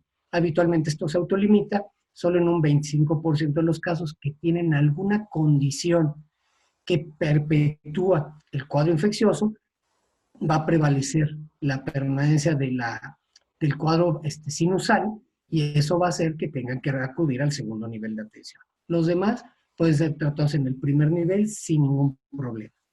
Y es importante que las complicaciones otológicas de la rinitis también pueden presentarse por la afección a la trompa de Eustaquio, y esto se va a ver más comúnmente en los niños, por las características que tiene la trompa de Eustaquio y estos problemas. La afección de vías respiratorias bajas y bronquitis o exacerbaciones de cuadros ya existentes puede darse por una rinitis, pero no es la regla a seguir.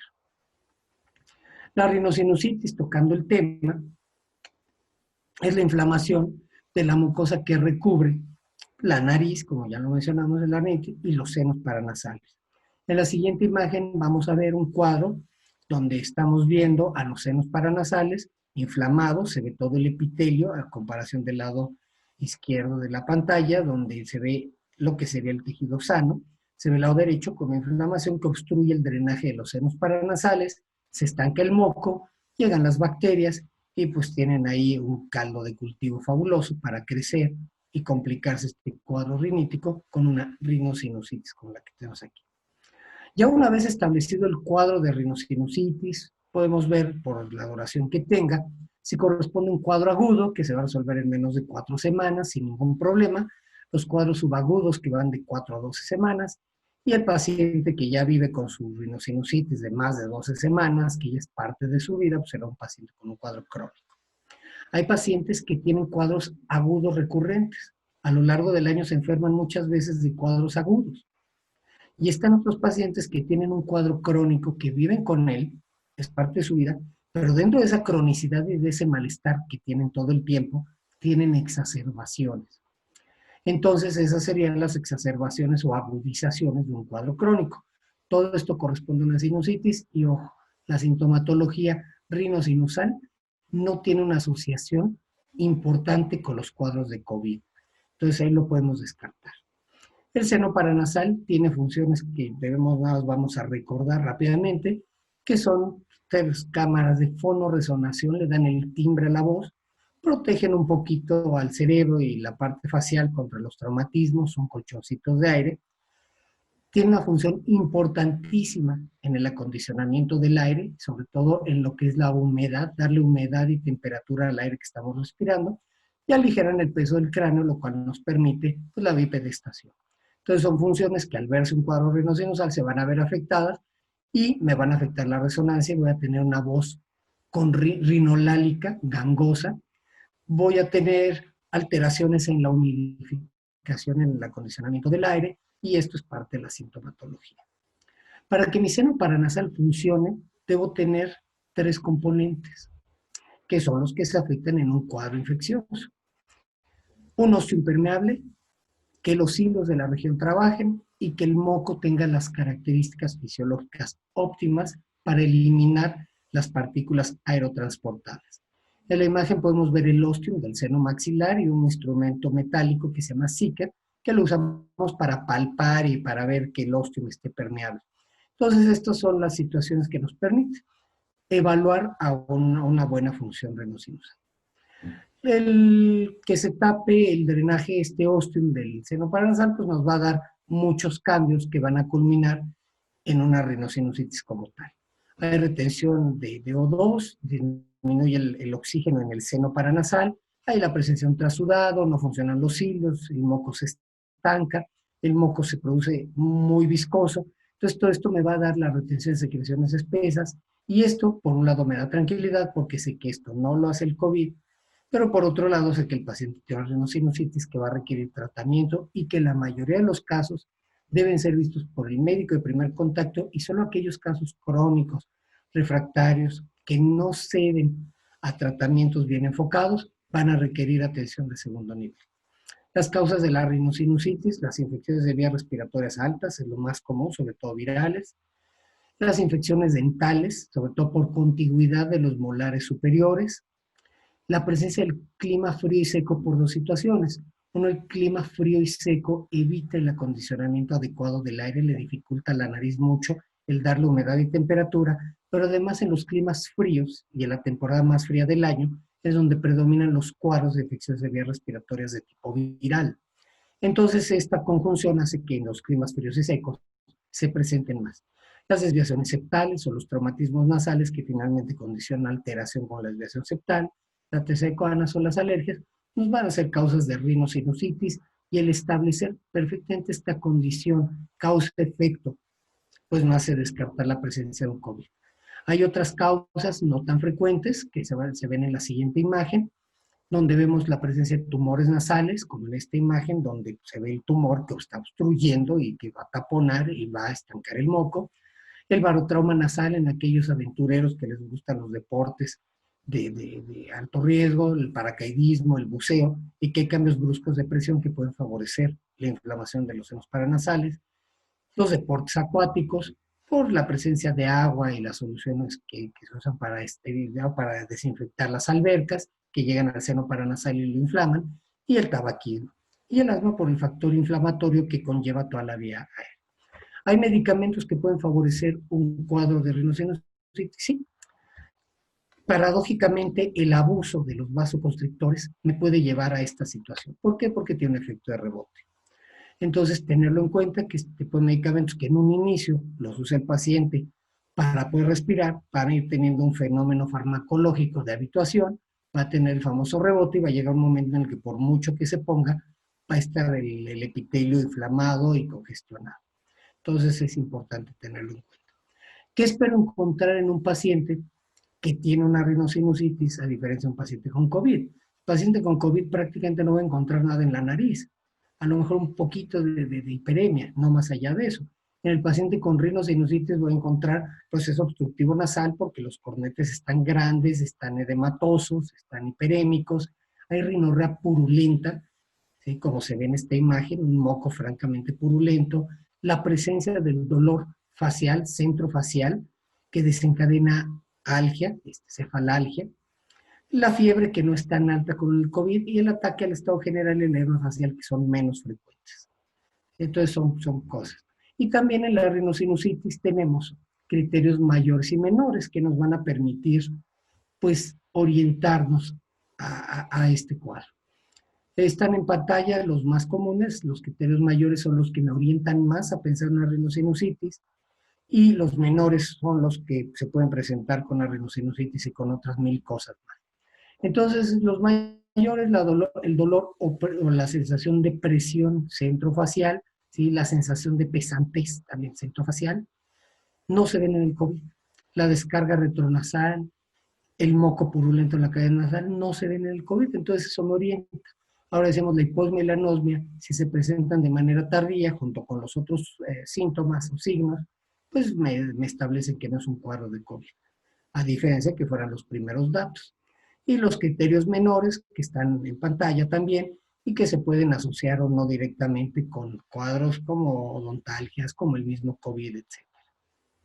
La exploración física, aquí vamos en la siguiente imagen, vamos a poder ver un cornete en un cuadro de rinosinusitis, donde se ve, ¿sí? El cornete congestivo, se ve abombado, hay secreción copurulenta, el dolor a la palpación centrofacial, pues ya nos están dando el diagnóstico y nos alejan del COVID. El diagnóstico diferencial, ¿sí? Sobre todo en agudo, ahí sí podremos tener un poquito el COVID cuando no se ha establecido aún la presencia de moco purulento y de obstrucción nasal, el inicio, que puede ser insidioso, con ataque al estado general, mialgias, atralgias, podríamos tener la obligación de diferenciarlo, con la rinitis viral, con las algias de la articulación temporomandibular, las cefalalgias, las migrañas, las odontalgias, las neuropatías del trigémino, las fases dolorosas o las neoplasias de senos paranasales. Entonces, como verán, COVID es uno de muchos cuadros, no debemos pensar que todo lo que esté enfrente es COVID. Los tratamientos se los ponemos rápidamente en pantalla y los conocen, yo creo que bien la mayoría de los médicos de primer contacto, y van enfocados pues a erradicar el cuadro bacteriano, no el cuadro viral que le da origen, pues no va a desaparecer con esto, sino se enfoca más bien al cuadro bacteriano que se sobreagrega y pues debe durar de unos 10 a 14 días para que pueda penetrar el antibiótico en el seno paranasal que tiene una difusión bastante mala de los antibióticos. La siguiente gráfica nos muestra para los cuadros crónicos. La flora bacteriana en un cuadro de rinosinusitis crónica tiende a ser anaerobia, entonces los antibióticos que se utilizan son mucho más, digamos así, potentes y se combinan de maneras más agresivas. Pero bueno, eso es parte del tratamiento de la rinosinusitis. Hablemos un poquito rápidamente de la rinitis alérgica, que es la inflamación nasal, pero aquí es por otra causa, aquí no es un factor externo, sino más bien está mediada por la inmunoglobulina E, y es importante saberlo porque es una afección en donde el mismo organismo se defiende de manera tan exagerada que produce liberación de citoquinas y de histamina en la nariz, y es lo que da la sintomatología. Entonces, la rinitis alérgica, digamos, está mediada por la IgE, y pues se puede ver agregada a otros trastornos a nivel de la vía respiratoria baja, como puede ser el asma, o también se puede ver cuadros a nivel cutáneo, como dermatitis atópica, dermatoglifos y otras situaciones. Entonces, la rinitis alérgica pues tiene estas características y la fisiopatología tiene dos fases. Recordemos que está la fase aguda o la fase precoz de la rinitis alérgica, donde se presenta el momento inicial con estornudos en salva, el prurito, el estornudo, la rinorrealina, el lagrimeo, la epífora, y esto a leguas se sabe que no es un COVID, va a tener estornudos en salva, y puede durar de unos minutos a partir de la exposición hasta unas 2 horas, y es por la liberación brusca de histamina. Según el paciente se está exponiendo al alergeno, habrá fases más tardías que aparecen después de las 4 horas, pues hasta 24 horas, donde hay un aumento de los eosinófilos en el tejido, ¿sí? Sería la segunda fase o tardía, y en esta fase la obstrucción nasal ya se vuelve crónica, que lo vamos a ver en la siguiente diapositiva. Estamos viendo lo que es la fase tardía, y aquí la hiperactividad, la disminución de la capacidad olfativa se manifiesta. Entonces me pueden decir, oye, pero tiene alteraciones olfativas, puede ser un COVID. Recordemos que la anosmia en COVID se ha establecido como uno de los datos más presentes.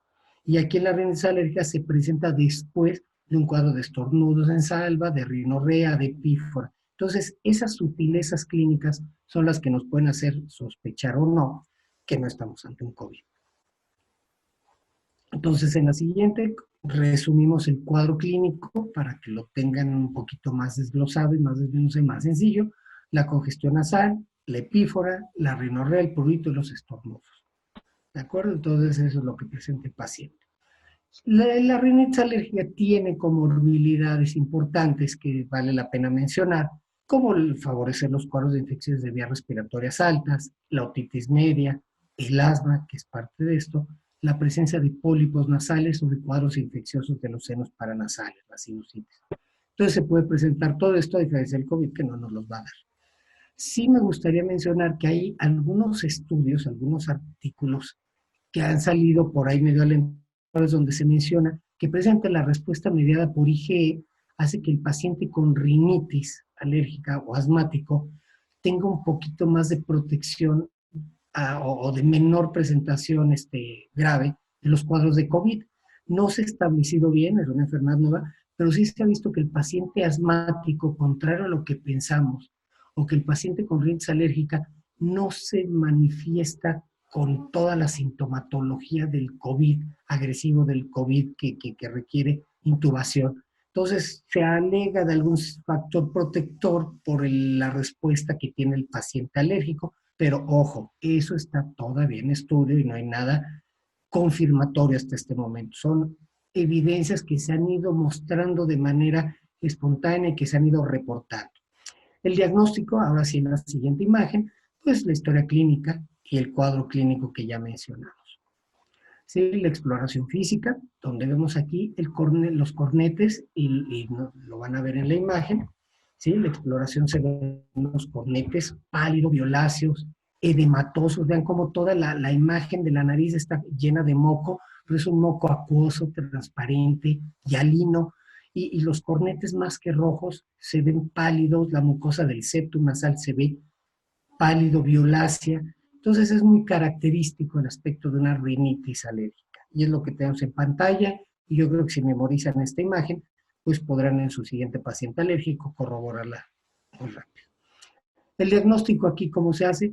Pues con una citología muconasal que toma algunos días, la biometría hemática donde hay aumento de los eosinófilos, la elevación de las IgE y la presencia de pruebas cutáneas, y el tratamiento aquí dependerá en su totalidad de un alergólogo. La mayoría de los médicos de primer contacto y de los otorrinolaringólogos bloqueamos esta respuesta exagerada de defensa que se ve en la alergia con medicamentos, pero el único que puede inferir o actuar sobre la historia natural de la enfermedad a través de la inmunoterapia es el alergólogo. Es el más adecuado y hará algunas pruebas y llevará tratamientos de inmunodesensibilización. Entonces, nada que ver con el COVID. Y el objetivo de los tratamientos en la alergia, pues, ¿cuáles van a ser? Pues aliviar los síntomas, disminuir la inflamación, ¿sí? Que eso lo vamos a ver en la siguiente imagen, disminuir el proceso inflamatorio, prevenir las exacerbaciones y mejorar la calidad de vida. Eso lo tenemos en la siguiente diapositiva y son los objetivos que tenemos. Ahora, ¿qué vamos a ver de terapia farmacológica? Pues el uso de antihistamínicos, de anticongestivos, de anticolinérgicos, todos los estabilizadores de membrana y los corticosteroides. Es el tratamiento que siempre se le ha dado a una rinitis alérgica. Ojo, ¿qué pasa con el paciente alérgico que llega a tener una prueba de COVID positiva? El uso del corticosteroide no va a favorecer el crecimiento viral a nivel de la nariz. Ese es un mito o un miedo que existe, ¿no? Que también ahí el cuadro rinítico alérgico puede ser más sintomático que el cuadro o la presencia del virus a nivel nasal. Entonces, valorarlo y vigilar muy bien al paciente, pero sobre todo si tiene antecedentes de rinitis alérgica y o datos de COVID o prueba de COVID positiva o sintomatología COVID positiva agregada, vigilancia. Que la saturación no baje de los 90, que no haya datos de obnubilación, todo lo que conocemos, estar cuidando que tenga que ir o no al hospital. De ahí en fuera, el tratamiento para la rinitis alérgica se puede continuar si esta es sintomatológicamente lo suficientemente agresiva para dar molestias al paciente. La siguiente es una imagen, este cuadro, donde se ven los síntomas entre COVID, asma y alergias. Decíamos que el COVID se caracteriza por una tos seca, el asma puede presentar una tos seca también, pero el asma además va a tener dificultad para respirar igual que el COVID, pero tiene sibilancias. COVID no presenta sibilancias, es un dato importante. Hay estertores, pero no hay sibilancias. Recordemos que es más un cuadro neumónico, ¿sí? Es una consolidación y no un cuadro de broncoespasmo. Entonces, pues las sibilancias no son tan comunes.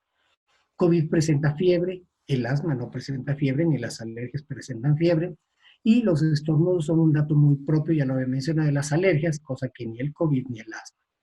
La irritación o el prurito ocular y la epífora no se ve ni en asma ni en COVID, es propio de una alergia, y pues la rinorrea tampoco se ve en el COVID. Entonces ahí ya podemos con este cuadrito y con lo que hemos platicado descartar cuándo es COVID y cuándo no.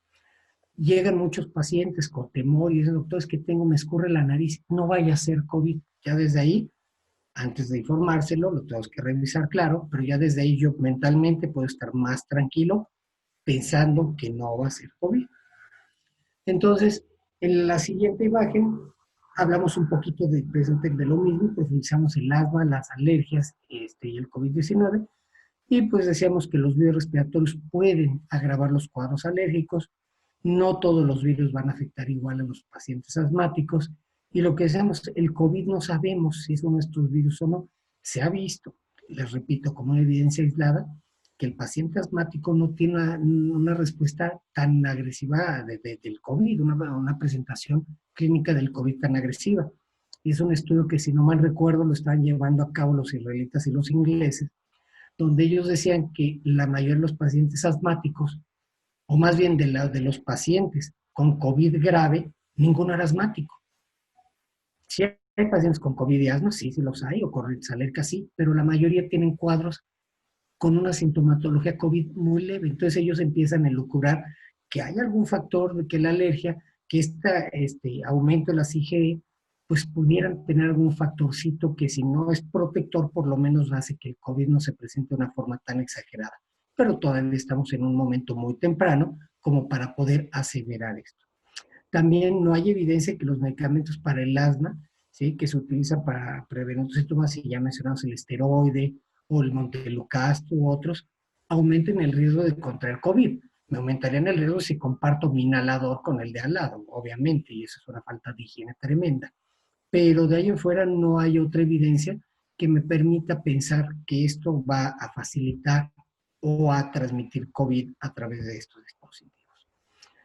Hablando un poquito del oído, también las manifestaciones que se han visto de COVID en el oído son pocas. De hecho, estamos conduciendo algunos estudios para ver si el virus está ahí. Se sabe que está en el oído, pero qué alteraciones da.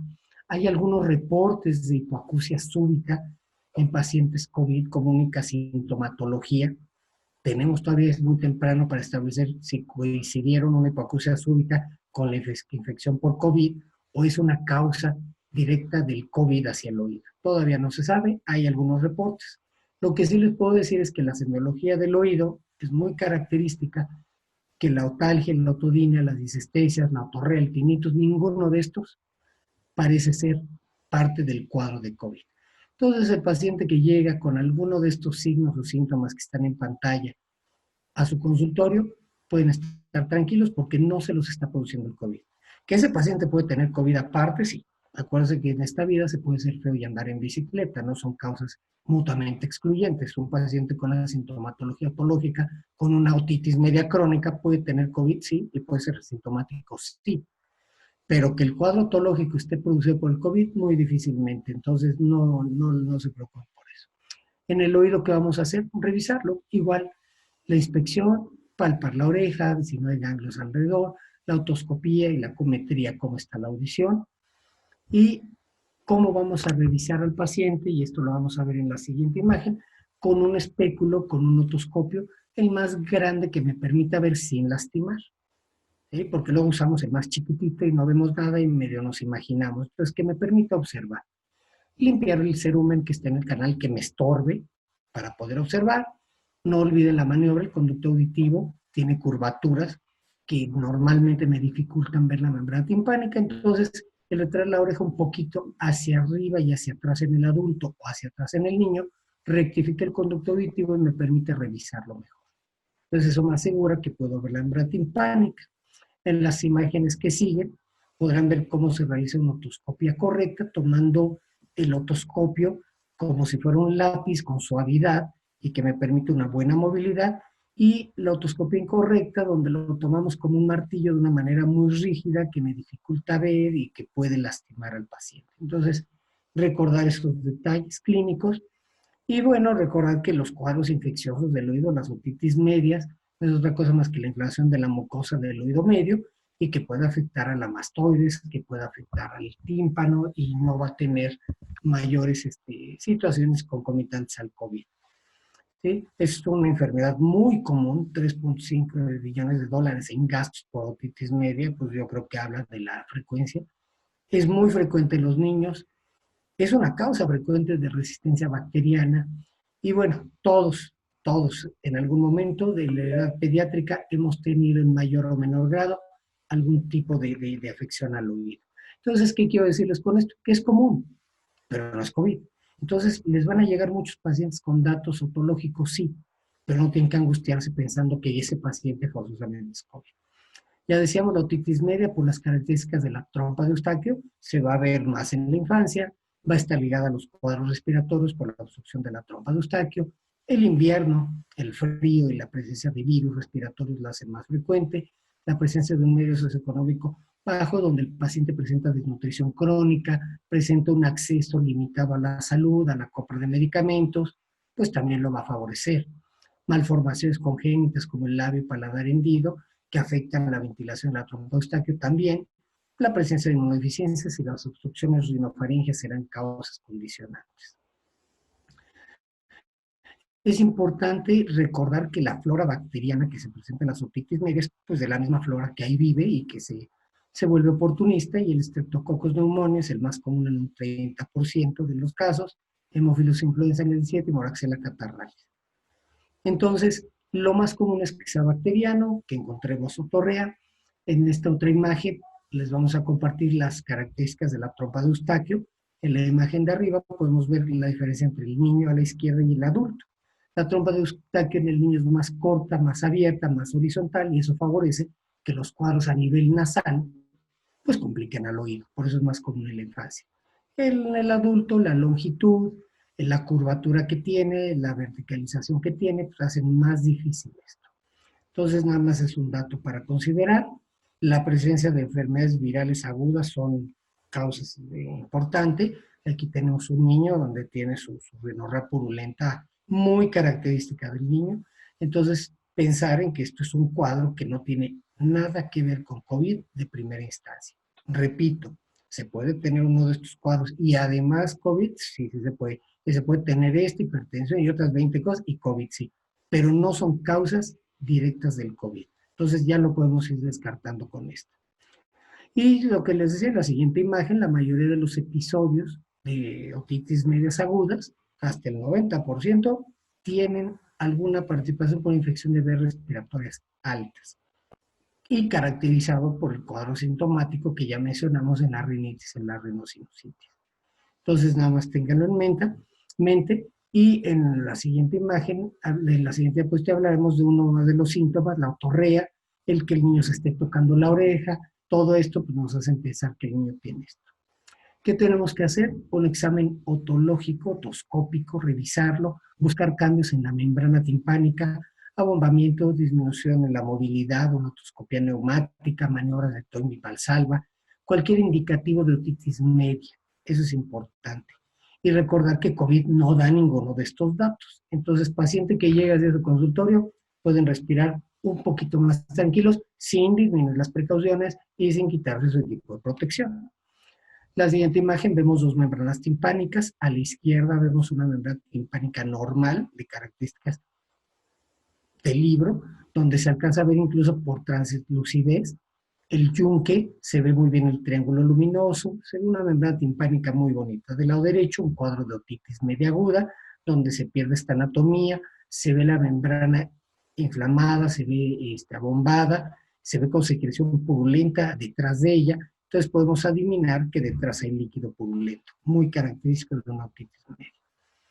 ¿Qué hay que hacer en los cuadros? Pues ahí sí antibiótico, no hay un antibiótico único que sirva, que cubra todos los gérmenes, entonces es importante basarnos en la sensibilidad, en el nivel de seguridad y tolerancia, los efectos secundarios que va a tener en la administración y el precio, eso es básico.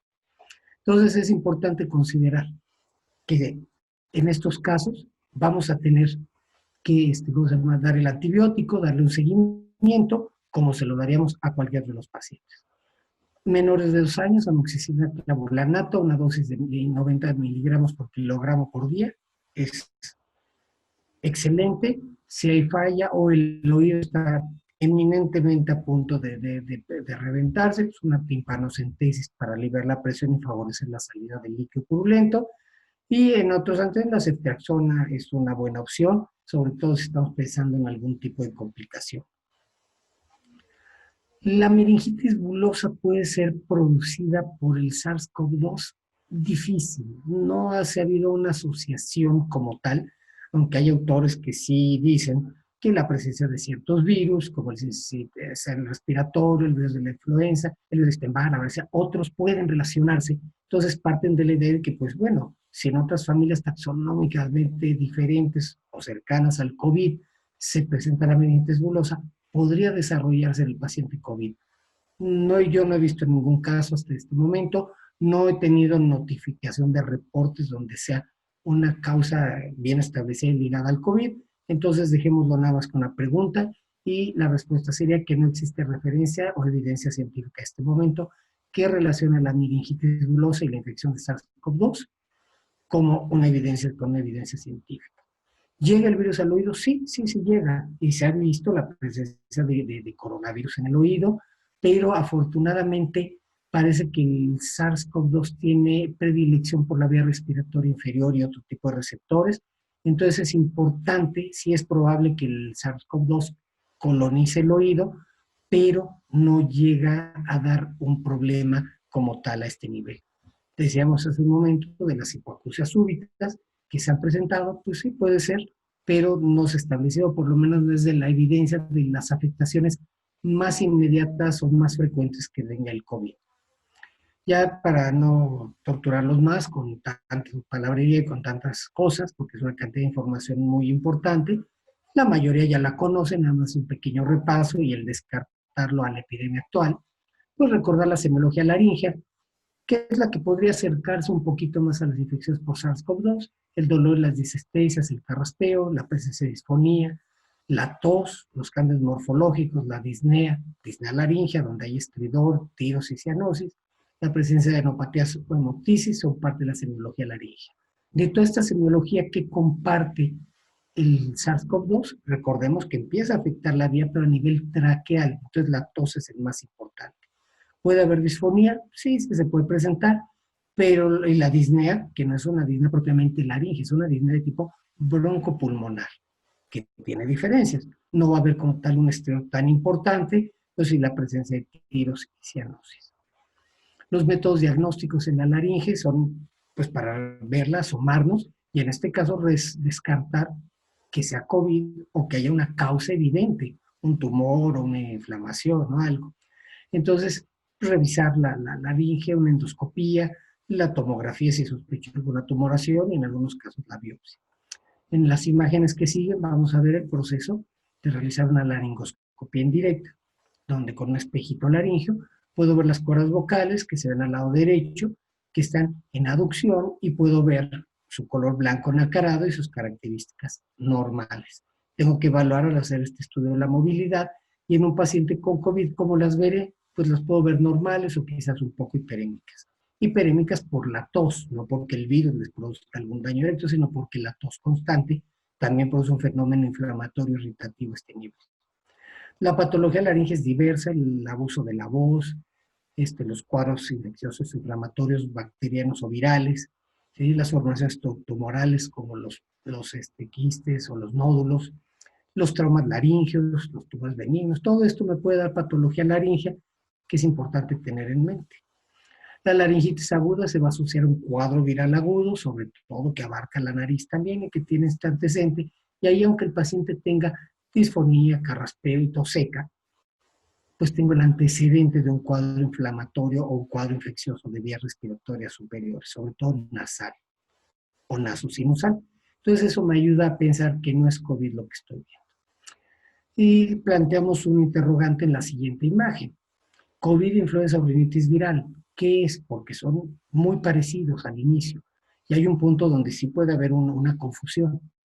Son diferencias clínicas muy sutiles que ya las hemos ido mencionando y que tenemos que explorar y revisar. Siempre va a existir la posibilidad, ya lo he dicho varias veces, de coexistencia entre el COVID y otras patologías respiratorias. Entonces, un cuadro clínico que parece una rinitis, pero está muy atípico, que esté empezando con un poquito de prurito y de repente el paciente tiene tos seca y disnea y fiebres altas, bueno, a lo mejor sí es un COVID, no es un cuadro de rinitis viral o de influenza. Y en la siguiente, ¿cómo se llama? Imagen, en el siguiente cuadro, vamos a ver algunas de las diferencias muy condensadas de los síntomas de uno y otro. Entonces aquí puedo establecer lo que es la alergia, o la presencia de estornudos, ya lo decíamos, el prurito conjuntival, la epífora, la rinorrea, y hay tos, ¿sí? La influenza, que puede tener fiebre, puede tener tos seca, escurrimiento nasal, dolor de cabeza, dolor de garganta, dolor de articulaciones, y el COVID. Vean las diferencias. La alergia no tiene fiebre, influenza sí tiene fiebre, aunque no es tan alta, COVID tiene fiebre. Influenza tiene tos seca, sí, COVID también tiene tos seca. Pero el ataque al estado general en el COVID es más importante, tiene cefalalgia, falta de aire, pero me falta el escurrimiento nasal, la rinorrea. Entonces ese es un dato muy sutil que debemos contemplar. De ahí en fuera pueden coexistir. Entonces es importante esos detallitos para pensar o no en que el cuadro que estoy enfrentando es un COVID. Esperamos, como lo decía nuestro Chaboya y un servidor, que esta información sea de utilidad para todos ustedes, que les ayude en su práctica clínica y que les permita establecer con más seguridad mejores diagnósticos para nuestros pacientes y más seguridad para que ustedes estén bien y sanos durante mucho, mucho tiempo. Les agradezco mucho su atención y su paciencia y muchas gracias. Muchas gracias, doctor Jorge Francisco Moisés y doctor Rogelio Chaboya. Vamos a pasar a la sesión de preguntas. Le recordamos a todos nuestros asistentes que esta es una sesión a micrófono abierto, por lo que si alguien quiere expresar alguna opinión o comentario, puede levantar la mano desde la aplicación y se les dará la palabra. Vamos a empezar con la primera pregunta. Sí, tenemos una pregunta de Carmen Velázquez. ¿Qué tan recomendables son los lavados nasales cuando hay obstrucción y con qué soluciones se puede realizar? Los lavados nasales son buenos, se pueden hacer. Claro que a veces se asocian a muchas patologías. Yo creo que hay dos formas de entender los lavados nasales. Uno, que es la humectación de la mucosa, que en la actualidad hay muchos recursos que se venden, que es agua de mar en spray. Pero también hay lavados nasales que son útiles, que se pueden hacer o bien con una perilla o con ciertos aplicadores que existen, unas pequeñas jarras que se introducen en la nariz y que son buenos también, sobre todo también en los pacientes con rinitis alérgica y asma. Se dice que un lavado nasal gentil a base de agua hervida con una cucharadita, 1 litro con una cucharadita de sal de mar, se pueden utilizar y que tiene una función de arrastre. Es importante en ese sentido.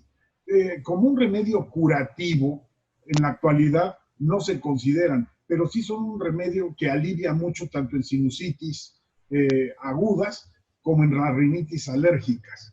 Y algunas veces en el resfriado común, en los cuadros gripales. Pero también rutinariamente puede ser útil la aplicación de estas nebulizaciones que se tienen ahora a base de agua de mar. Entonces, sí son buenos, no son curativos al 100%. Hay patologías, enfermedades específicas en otorrino que generan muchas costras, como las rinitis atróficas, que incluso los lavados son imprescindibles para el bienestar. Así que, sí son buenos, se pueden utilizar. Gracias, doctor Chaboya. Tenemos otra pregunta. ¿Qué pronóstico tiene un paciente asmático ante COVID? Que lo mencionó Jorge, y los estudios en la actualidad no se presenta como un factor predisponente para el COVID. Incluso algunas reuniones que se ha hecho con algunos alergólogos, como el doctor Cuevas del Instituto Nacional de Pediatría, hemos visto que pudiera haber una cierta resistencia o cierta protección en los pacientes asmáticos. O sea, el COVID no va a incrementar los cuadros asmáticos, sino que al contrario, se piensa que no hay muchos asmáticos que sean más susceptibles a tener un COVID. No tienen una susceptibilidad mayor esos pacientes con asmas diagnosticados. Muchas gracias, doctor.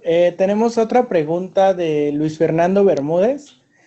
Él dice lo siguiente: buenas tardes, agradezco su ponencia. Mi pregunta es, en un paciente con hipertrofia de cornetes que no respondió a manejo farmacológico y en el contexto de la pandemia por COVID-19, ¿qué tan prudente es pasar a manejo quirúrgico? Nuevamente, muchas gracias. Bueno, es una buena pregunta. Ahora mismo, en este estatus, sabemos que existen hospitales que son COVID específicamente, y bueno, en esos no se están, sobre todo a nivel institucional, se han retrasado mucho los procedimientos quirúrgicos.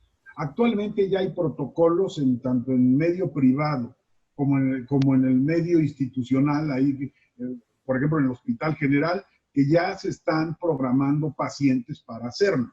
O sea, aquí más que nada vamos a ir en torno a la indicación de que sea correcta, una vez que no han respondido a los tratamientos y que presentan una degeneración polipoide o una hipertrofia de cornetes, que es lo que nos obliga a indicar un tratamiento quirúrgico en esta patología. Así que en los hospitales ya hay posibilidades de iniciar la terapéutica y desde luego bajo los protocolos. A todo el mundo le da miedo ir a los hospitales en la actualidad. Todavía no hay una fase que sea verde, que es la que estamos esperando para poder reincorporarnos. Sabemos que la vida nunca va a volver a ser la misma, por lo menos en los próximos tiempos, vamos a decir en los próximos años. Y tenemos que tener todas las condiciones añadidas al COVID, de por sí de las que ya hay de asepsia, antisepsia en las unidades hospitalarias, tanto públicas como privadas. Complementando, nada más, maestro, si me permite, mencionar que, sí, gracias, mencionar que también hay opciones, depende, claro, del cuadro y de la evaluación que se tenga. Hay opciones que se pueden realizar en consultorio, como la radiofrecuencia, posiblemente el caso, pero sí un criterio quirúrgico es que ya no haya respuesta farmacológica la hipertrofia de cornetes. Hay muchas opciones, está la radiofrecuencia, hay láser o el tratamiento francamente quirúrgico. Todos dan resultado, algunos con mayor duración, otros con no, pero sí existen opciones. Muchas gracias, doctor Chaboya y doctor Moisés. Tenemos otra pregunta. Es de Jenny Gutiérrez. Ella dice lo siguiente: buenas tardes. La disgeusia y anosmia que se ve en COVID es causada por la inflamación que se produce en la mucosa o es causada por la afectación de algún nervio. No sé si podrían contestar mi duda. Y también pregunta lo siguiente: ¿y puede quedar como secuela estos síntomas o van a desaparecer en algún tiempo? Bueno, aquí lo que se ha estudiado, existen muchos protocolos, pero el origen de las alteraciones del olfato puede ser por dos causas. Una causa obstructiva, como puede haber en las rinitis alérgicas o en la poliposis nasal. ¿Por qué? Porque la mucosa que recibe el olfato está en el techo, está precisamente en el techo de la nariz.